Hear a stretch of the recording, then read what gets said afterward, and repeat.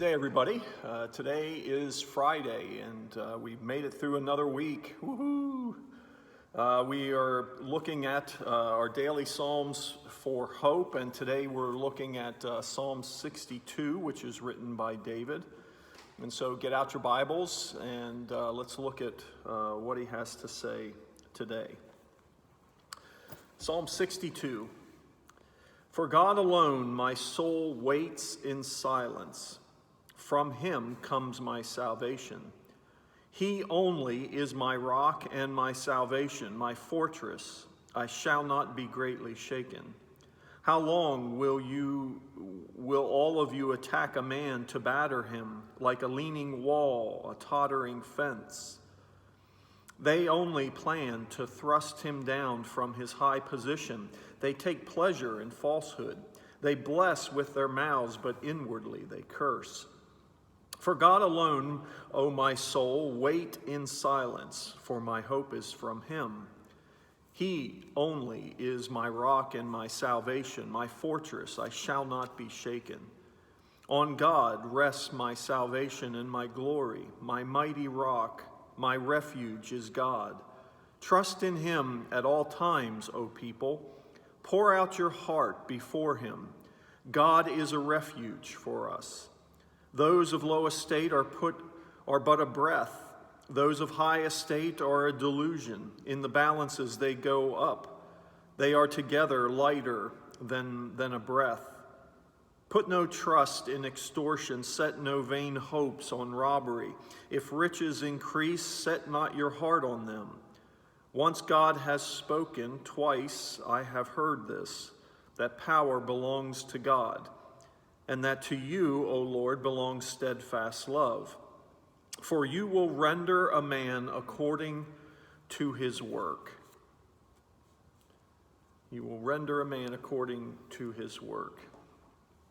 The verse that, as I was reading this, that jumped out at me was verse 8. Trust in him at all times, O people. Pour out your heart before him. God is a refuge for us. Particularly the part that says, pour out your heart to him. We've been doing a Wednesday night Bible study on prayer, and it has been absolutely fantastic, I think. You can find it on our YouTube page. We have it recorded. But last night we were talking about or Wednesday night we were talking about unanswered prayer. And one of the things that was concluded was that God just desires us to pour out our heart to him. It doesn't matter to him how vexed we are. He just wants that relationship to be evident. And even David says, trust in him at all times, O people. Pour out your heart before him. David did that. He did that consistently. And we've been looking at these Psalms now for a long time. And one thing that has been consistent is that David has poured out his heart to his God. And we have been consistent in saying that that's a good thing to do, regardless of whether it's it's vexed, or if it's in joy, or if it's in extreme trouble. He wants to know your heart. One of the things that comes to mind in this is the fact that God is he just wants you to just give him what is inside of you. He misses you. One of the things that, I sometimes will tell people who are saying, well, I need to get to church. I haven't been to church in a while. And I will just tell them, well, he misses you. God misses you. He wants that part of your life. He wants to be a part of everything that you're going through because he can handle it. He's God. He's the creator of the universe. He can handle the things that trouble your heart. It's just a matter of placing them out of your heart to him.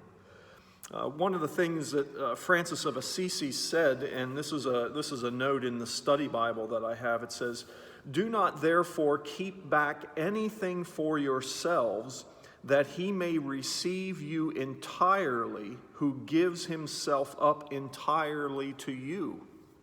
See, that's the benefit of this relationship that we have with him. It's a give and take. We give him our hearts, and he takes it and then gives us back some of his. And the more that he gives, the more we build in that relationship with him. So don't be afraid to just let him in on some of the hurt and the pain that you are going through, because he does miss you. He does miss being in a relationship with you. He does miss conversing with you.